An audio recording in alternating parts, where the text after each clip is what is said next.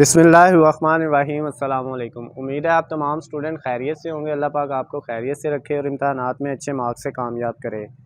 Dear students, इस video में मैं आपके साथ डिस्कस करूंगा कि किस तरह से आप अपने पेपर को जो है बेटा अच्छी तरह से प्रेजेंट करके अच्छे तरीके से लिख के पेपर में जो है वो अच्छे मार्क्स हासिल कर सकते हैं। बाज़ औक़ात बेटा होता है इस तरह से है कि हमें पेपर सारा आता होता है, हम लिख के भी सारा आते हैं, लेकिन हमें जो है वो फुल मार्क्स नहीं मिलते। उसकी वजह होती है बेटा बैड पेपर प्रेजेंटेशन। जो हम पेपर की प्रेजेंटेशन करते हैं वो अच्छी नहीं होती। पेपर बेटा हम खूबसूरत तरीके से लिखेंगे तो हमें पेपर में फुल मार्क्स भी मिल सकते हैं। अगर बेटा हमने कम लिखा हो लेकिन अच्छी तरह से प्रेजेंट किया हो तो नंबर ज़्यादा मिलते हैं, और अगर हमने बेटा ज़्यादा लिखा हो लेकिन प्रेजेंट अच्छे तरीके से ना किया हो तो पेपर जो बेटा चेक करने वाले एग्जामिनर होते हैं बेटा वो हमें मार्क्स ज़्यादा कभी भी नहीं देंगे। तो इस वीडियो में हम ये सीखेंगे कि हम किस तरह से अपने पेपर को प्रेजेंट करें, क्वेश्चन किस तरह से लिखें, मार्कर का इस्तेमाल कैसे करें, पेन का इस्तेमाल कैसे करें, हम इन चीज़ों को कैसे इस्तेमाल करें, किस तरह से पेपर को प्रेजेंट करें तो हमारे पेपर में ज़्यादा से ज़्यादा मार्क्स आ सकते हैं। तो स्टार्ट करते हैं बेटा। सबसे पहले हमारे पेपर का जो है वो पहला क्वेश्चन होता है एमसीक्यूज़ का, मल्टीपल चॉइस क्वेश्चन का। तो बेटा उसमें तो हमने जो है वो बबल फिल करने होते हैं, उसमें तो प्रेजेंट वाला करने वाला कोई काम ही नहीं होता प्रेजेंटेशन का। क्वेश्चन नंबर 2 जो है वहाँ से हम स्टार्ट करेंगे। तो बेटा अब हम उर्दू के किसी भी सब्जेक्ट का, जैसे इस्लामियात के सब्जेक्ट की बात कर लेते हैं, इसका पेपर हमने किस तरह से स्टार्ट करना है। तो सबसे पहले बेटा हमने क्या करना है, सब्जेक्ट का नेम लिखना है। तो जैसे मैं ये सब्जेक्ट का नेम लिख रहा हूँ, आपने भी बेटा ऐसे ही सब्जेक्ट का नेम लिखना है। अभी बेटा इस वीडियो में मैं सिर्फ आपको पेपर प्रेजेंटेशन का तरीका बताऊंगा।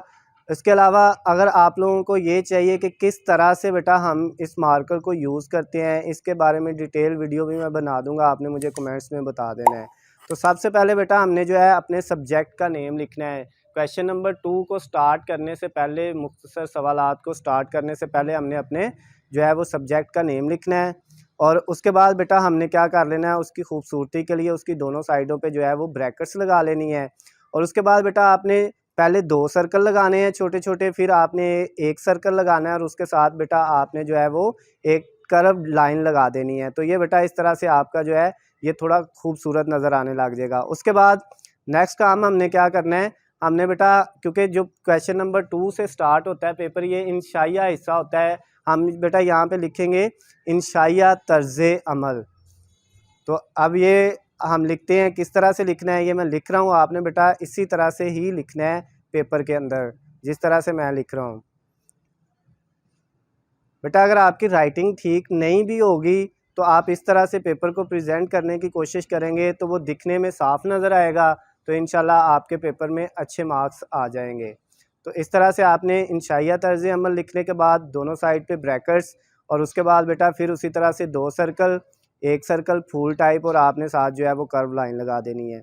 उसके बाद बेटा नेक्स्ट आपने क्या करना है, अब हमारे पास क्योंकि इंशाइया हिस्से के 2 बेटा हिस्से होते हैं, एक शॉर्ट क्वेश्चन का, एक लॉन्ग क्वेश्चन का। शॉर्ट क्वेश्चन का हम हिस्सा अव्वल कहते हैं और लॉन्ग क्वेश्चन को हिस्सा दोम कहते हैं। तो हम पहले हिस्सा अव्वल को देखते हैं कि कैसे स्टार्ट करना है। तो बेटा हमने पहले लिखना है हिस्सा अव्वल। जिस तरह हमने सब्जेक्ट का नेम लिखा है, इंशाइया तर्ज़ अमल लिखा है, इसी तरह से बेटा हमने क्या करना है, हिस्सा अव्वल की हेडिंग देनी है। और हिस्सा अव्वल की हेडिंग दे के भी उसके गिर्द बेटा वही हमने दोनों तरफ ब्रैकेट्स लगा देनी है, और ब्रैकेट्स को बेटा फूल टाइप बना के आपने ज़रा ज़्यादा खूबसूरत कर लेना है।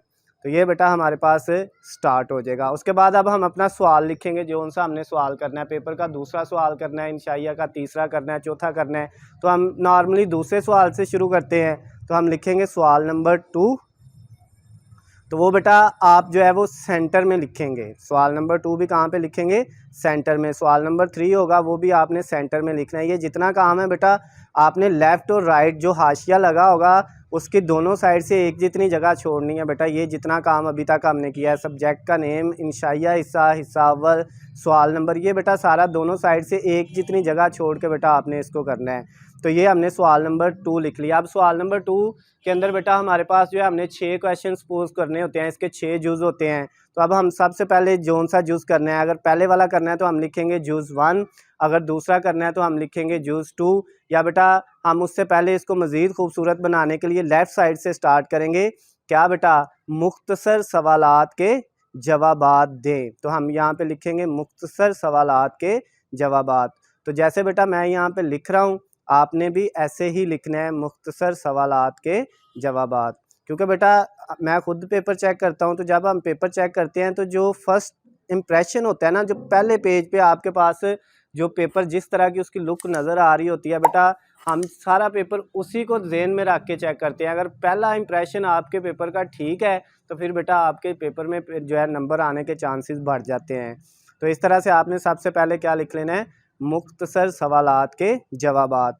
अब बेटा इसमें सवाल नंबर 2 था, तो आपने ये मुख्तसर सवालात के जवाबात आप ऊपर लिख लें, नीचे सवाल नंबर 2 लिख लें, या सवाल नंबर 2 ऊपर लिख के मुख्तसर सवालात के जवाबात।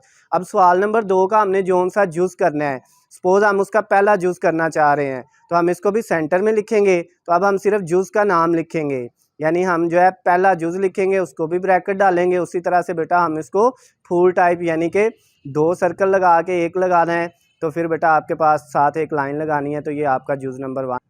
तो बेटा इसका सवाल लिखने की ज़रूरत नहीं है, तो हमने क्या करना है, सवाल की बजाय जो है वो जवाब लिखना स्टार्ट करना है। सवाल लिखने का जो टाइम है उसको बचा लेना है, क्योंकि जब हमने जुज़ नंबर 1 लिख दिया तो इसका मतलब है जब हम पेपर चेक करते हैं तो बेटा वहाँ पे पेपर के अंदर जो है वो लिखा होता है कि ये फर्स्ट वाला है, ये सेकंड वाला है। पेपर के अंदर जो है ना क्वेश्चन हमें बताए होते हैं, तो हम उस पेपर को देख के 1 वाला जुज़ है तो हम 1 वाला सवाल उधर से पढ़ लेते हैं। इधर बच्चे ने ना भी लिखा हो तो हम उसके नंबर नहीं काट करते, तो हम सिर्फ क्या लिखेंगे, जवाब लिखेंगे, और नीचे उसका बेटा जो है वो 2 या 3 लाइनों में हम जवाब लिख देंगे। ठीक है, जैसे हम कोई भी हमारे पास सवाल था, सपोज़ हमें किसने पैदा किया, ये सवाल है, तो हम क्या जवाब लिखेंगे, हमें अल्लाह ताला ने पैदा किया। बेटा आपने कोशिश ये करनी है जहाँ पे आपने ऊपर मार्कर से जवाब लिखा है, जहाँ पे वो ख़त्म हो रहा है वहाँ से आगे जवाब शुरू करें। जहाँ पे जो है वो जवाब के 2 नुक्ते ख़त्म हो रहे हैं, नीचे वाली लाइन वहाँ से स्टार्ट करें, उससे पीछे वाली जगह छोड़ दें। तो हम इस तरह बेटा पेन से लिखेंगे, हमें अल्लाह ताला ने पैदा किया। उसके बाद बेटा हम मार्कर के साथ इसके नीचे एक एंडिंग लाइन लगाएंगे। इस लाइन का मतलब ये है कि ये क्वेश्चन हमारा यहाँ पे ख़त्म हो गया है। इसके दोनों साइड पे आपने एक एक डॉट लगा देना है। उसके बाद बेटा दूसरे सवाल का हमने जोन सा जुज़ करना है। सपोज़ हमने जो है इसका सेकंड वाला जुज़ करना है, तो हम उसका जो है वो सेकंड वाला जुज़ यहाँ पे लिख देंगे। थर्ड करना है तो थर्ड लिख देंगे, जो हमें आता होगा वो हम लिखेंगे, और इसकी प्रेजेंटेशन क्या होगी, सेम होगी। इसी तरह बेटा आपने पूरा अपना पेपर जो है वो ऊपर जो है वो आपने जो है उसका जवाब लिखना है, और जवाब में उसका बेटा आपने जिस तरह ऊपर वाला सॉल्व किया है इसी तरह बेटा आपने इसको भी सॉल्व करना है। तो इस तरह आपने अपना पूरा पेपर जो है वो जो है अटैम्प्ट करना है, चाहे ये इस्लामियत का हो, चाहे उर्दू का हो बेटा, चाहे आपकी किसी भी सब्जेक्ट का हो। तो बेटा उर्दू मीडियम वाला पेपर आपने इसी तरह प्रेजेंट करना है, तो इंशाल्लाह आपके पेपर में जो है वो ज़्यादा से ज़्यादा मार्क्स आने के चांसेस होंगे।